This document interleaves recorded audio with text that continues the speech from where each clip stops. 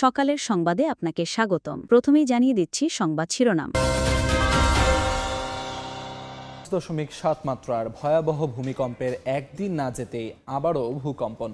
এবার উৎপত্তিস্থল রাজধানীর কাছে আশুলিয়ার বাইপাইল। মাত্র 3.3 মাত্রার এই ভূমিকম্পে আবহাওয়া অধিদপ্তর বলছে এটি নরসিংদীর ভূমিকম্পের আফটার শক। 100 বছরের মধ্যে এ অঞ্চলে বড় ভূমিকম্প না হওয়ায় ঝুঁকি দেখছেন গবেষকরা। ভূমিকম্পের পরদিনও পুরোপুরি আতঙ্ক কাটেনি রাজধানীবাসীর। এদিকে ভূমিকম্পে পুরান ঢাকায় ভবনের রেলিং ভেঙে 3 জন মৃত্যুর ঘটনায় ক্ষতিগ্রস্ত ভবনটি পরিদর্শন করেন রাজুক চেয়ারম্যান। এ সময় নকশা দেখাতে না পারায় ভবন মালিককে 7 দিনের সময় বেঁধে দেন তিনি। জানান, ঝুঁকিপূর্ণ ভবন দ্রুত চিহ্নিত করে কঠোর ব্যবস্থা নেওয়া হবে। শুক্রবারের ভূমিকম্পে রাজধানীর পুরান ঢাকায় নিহত 3 জন এবং উৎপত্তিস্থল নরসিংদীতে প্রাণ হারানো 2 জনকে গ্রামের বাড়িতে দাফন করা হয়েছে। এমন মৃত্যুতে শোকস্তব্ধ নিহতদের স্বজন ও প্রতিবেশীরা।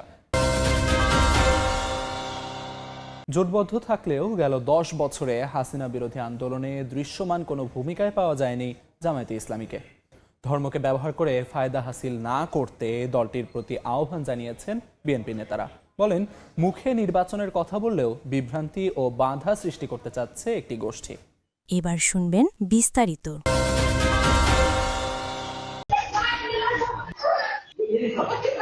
5.7 মাত্রার ভয়াবহ ভূমিকম্পের আতঙ্ক কাটতে না কাটতেই আবারও ভূকম্পন। এবারও উৎপত্তিস্থল রাজধানীর কাছে আশুলিয়ার বাইপাইল। শনিবার সকাল 10:36 হঠাৎই কেঁপে ওঠে পুরো এলাকা। ঘর থেকে বেরিয়ে আসেন অনেকে। মাত্রা কম হয় কোনো ক্ষয়ক্ষতি না হলেও পরপর 2 দিন ভূকম্পনে আতঙ্কিত বাসিন্দারা। গতকালকে যে ভূমিকম্পটা হয়েছে তার থেকেও কিন্তু আজকে কোনো অংশে কমে নেই। 10:30টার দিকে আবার একটা ভূমিকম্প হয়েছে 3.3 মাত্রার। তখন থেকে আমরা একটু আতঙ্কের মধ্যে আছি। এরকম যদি প্রতিদিন ভূমিকম্প হয় তাহলে তো একটা ভয়ের ব্যাপার। ভূমিকম্পের বিষয়টি নিশ্চিত করে আবহাওয়া অধিদপ্তর জানায় এর মাত্রা ছিল 3.3। এটি নরসিংদীর ভূমিকম্পের আফটার শক। 100 বছরের মধ্যে এ অঞ্চলে বড় ভূমিকম্প না হওয়ায় ঝুঁকি দেখছেন গবেষকরা। 10:36 আবার একটা ভূমিকম্প হয়েছে, যেটার ম্যাগনিটিউড 3.3। গত 100 বছরে কিন্তু কোনো বড় ভূমিকম্প হয়নি। 100 বছর বা 100 বছর ধরে ভূমিকম্প একটা নির্দিষ্ট টাইমের পরে আবার সে জায়গায় হয়। এটাকে ভূমিকম্পের রিপিট টাইম বলা হয়। সেটা যদি আমরা বিচার করি সেক্ষেত্রেও কিন্তু একটা বড় ভূমিকম্পের ঝুঁকি এই অঞ্চলে রয়ে গেছে।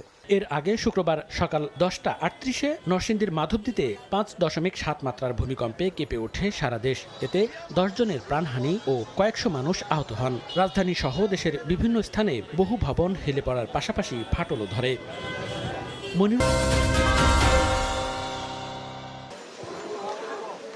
শুক্রবার 5.7 মাত্রার ভূমিকম্পে এখনও আতঙ্কে রাজধানীবাসী। পুরান ঢাকার সরু অলিগলি থেকে শুরু করে নতুন ঢাকার বহুতল ভবন, বিভিন্ন জায়গা থেকেই ভবনে ফাটল দেখা দেয়া ও বিল্ডিং হেলে পড়ার খবরে আতঙ্ক যেন কাটছেই না সাধারণ মানুষের। খাটের উপরে দাঁড়াইছিলাম, তখন ভূমিকম্পটা হয়েছিল, আমার মাথাটা ঘুরায় আমি নিচে পড়ে গেছি। আজকে যখন স্কুলে আসলাম, আমি যখন দাঁড়ায় ক্লাসে সিঁড়ি দিয়ে উঠতেছিলাম, ওই সেম কাজটা আমার করতেছিল, মানে মাথাটা ঘুরাইতেছিল পুরো। মাঝে মাঝে ভাবি এই মনে আবার ভূমিকম্প হচ্ছে। যখন যে খবরে পাচ্ছি যে পরেও আবার হতে পারে, তো এই আতঙ্ক কিছুটা এখনো ভিতরে কাজ করে। আতঙ্ক আর ভয় নিয়েই ভূমিকম্পে হেলে পড়া ভবনে অবস্থান করছেন বাসিন্দারা। ভূমিকম্পে আস্তরের যে জয়েন্টটা ছিল ওগুলার কিছু গুঁড়া পড়ছে, মানুষ একটু আতঙ্কিত হয়েছে। বিল্ডিং জন্মে থেকে এরকমই, এখন মানুষ ভূমিকম্প হওয়ার পর উপরের দিকে তাকাইতেছে, উপরে ফাঁকা ছিল, আসলে কিছুই না। এটা আমরা বিল্ডিং করার সময় উপরে গিয়ে টাচ করে নিছি, 2টা বাড়ির একসাথে করা যায় না, হয় বা কোনো নিয়ম আছে কিনা বলতে পারি না আমি, কিন্তু আমাদের এটা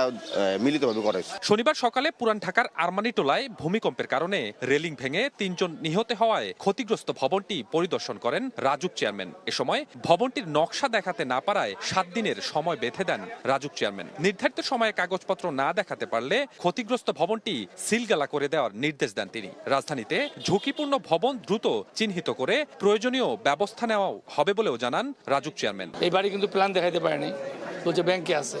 তারা 7 দিনের সময় নিচ্ছে, বলছে বাড়ির মালিক লুকায় আছে, যে মহিলা আছে ওনাকে বলছি, উনি বলছে আমার 7 দিন সময় লাগবে, ব্যাংকে আছে।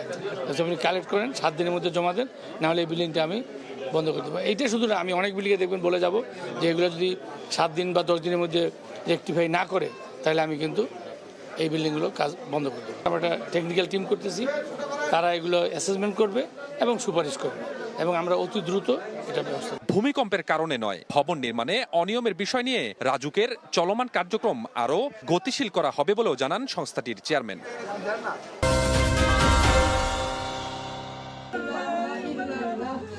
চিকিৎসক হওয়ার স্বপ্ন নিভে গেল নিমিষেই। রাজধানীর পুরান ঢাকায় ভূমিকম্পে মাথায় রেলিং চাপায় প্রাণ হারান স্যার সলিমুল্লাহ মেডিকেল কলেজের শিক্ষার্থী রাফিউল ইসলাম।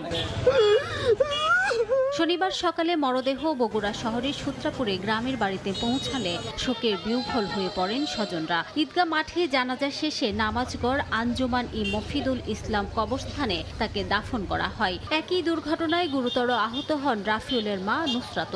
তাকে বগুড়া শহীদ জিয়াউর রহমান মেডিকেল কলেজ হাসপাতালে চিকিৎসা দেওয়া হচ্ছে। হঠাৎ করে আমরা শুনতে পেলাম যে কালকে একটা দুর্ঘটনার কারণে তিনি মারা গেছে।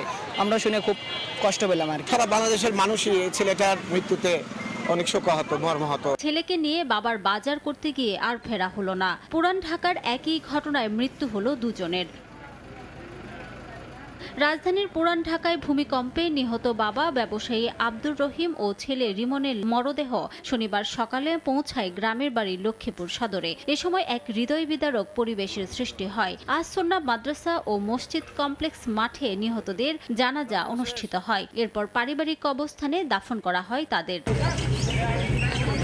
কিশোরগঞ্জের পাকুন্দিয়ার বাসিন্দা হলেও চাকরির সুবাদে নরসিংদীতে থাকতেন দেলোয়ার হোসেন উজ্জ্বল। ভূমিকম্পের উৎপত্তিস্থল নরসিংদীর গাবতলী এলাকায় একটি ভবনের দেয়াল ধসে তার ভাড়া বাসার উপর পড়ে। এতে ছেলে হাফেজ ওমর সহ নিহত হন দেলোয়ার। গুরুতর আহত তার দুই মেয়ে চিকিৎসাধীন হাসপাতালে। গ্রামের বাড়িতে জানাজা শেষে তানিয়া গোরস্থানে তাদের দাফন করা হয়। ভূমিকম্পের সময় তাড়াহুড়া করে বের হইতে যেয়ে একটা 6 তলা নতুন নির্মাণাধীন ভবন, ওই ভবন থেকে উপরে 6 তলা ছাদের রেলিং ওইটা ভেঙে পড়ছে। শুক্রবার সকাল 10:38 5.7 মাত্রার শক্তিশালী ভূমিকম্পে কেঁপে ওঠে পুরো দেশ। এতে এখন পর্যন্ত 10 জন নিহত হয়েছেন, আহত হন শতাধিক। নির্বাচনের ডামাডোলে সরগরম রাজনীতির মাঠ। নিজ প্রতীকে প্রচারণার পাশাপাশি দলগুলোর মধ্যে চলছে কথার লড়াই। দুপুরে ইসলামিক ফাউন্ডেশনের মসজিদ ভিত্তিক গণশিক্ষা কেয়ারটেকারগণ আয়োজিত আলোচনা সভায় যোগ দেন বিএনপি মহাসচিব। এ সময় হাসিনা বিরোধী আন্দোলনে জামায়াতের নিশ্চুপ ভূমিকার সমালোচনা করেন তিনি। বলেন, পিআরের দাবিতে সোচ্চার দলটি এখন সুর নরম করে নির্বাচনের দিকে হাঁটছে। একটা রাজনৈতিক দল সমানে চিৎকার করছে পিআর দিতে হবে, পিআর দিতে হবে, পিআর না হলে নির্বাচন হবে না। অনেক হুঙ্কার টুঙ্কার হয়েছে, তাই না? এখন আবার সুর নরম হয়ে গেছে। এখন দেখা যাচ্ছে নির্বাচনের জন্য সব চতুর্দিকে ডাকডোল চলছে। গত 10 বছর কিন্তু আমরা তাদের এই ফ্যাসিস্ট হাসিনাকে পরাজিত করবার জন্য ভিজিবল দৃশ্যমান কোনো কাজ দেখিনি। ধর্মকে ব্যবহার করে রাজনৈতিক ফায়দা নিয়ে নেওয়া, এটা কখনোই আপনার ইসলাম এই কথা বলে না। জাতীয় প্রেস ক্লাব অডিটোরিয়ামে জিয়া পরিষদের আলোচনা সভায় যোগ দেন বিএনপির স্থায়ী কমিটির সদস্য আমির খসরু মাহমুদ চৌধুরী। বলেন, গণতন্ত্র বিরোধী একটি মহল নির্বাচন বিলম্বিত করার ষড়যন্ত্র করছে এখনো। একদিকে নির্বাচনের কথা বলছে,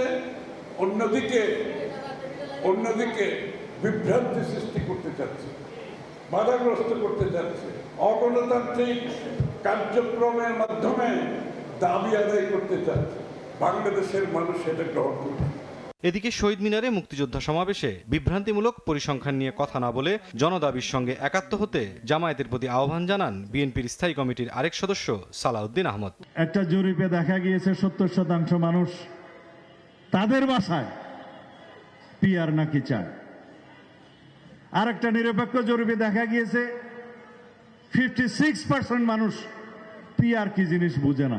বিভ্রান্তিমূলক কোন জরিপ নিয়ে বাংলাদেশের মানুষকে বিভ্রান্ত করা ঠিক হবে না। জামায়াত ইসলামের ভাইদেরকে অনুরোধ জানাবো, জনদাবির সাথে একাত্মতা পোষণ করে নির্বাচনের মাঠে দাঁড়ান। এদিকে ফেব্রুয়ারিতে নির্বাচন নিয়ে সরকারের যে অবস্থান তা নড়চড় হবে না বলেও আশা প্রকাশ করেন বিএনপির সিনিয়র যুগ্ম মহাসচিব রুহুল কবির রিজভী। দলের প্রতিষ্ঠাতা জিয়াউর রহমানের সমাধিতে এক কর্মসূচিতে যোগ দিয়ে এ মন্তব্য করেন তিনি। নির্বাচনের ব্যাপারে সরকার যেহেতু খুব সুস্পষ্ট ঘোষণা দিয়েছেন, তার সিদ্ধান্তে থেকে কোনো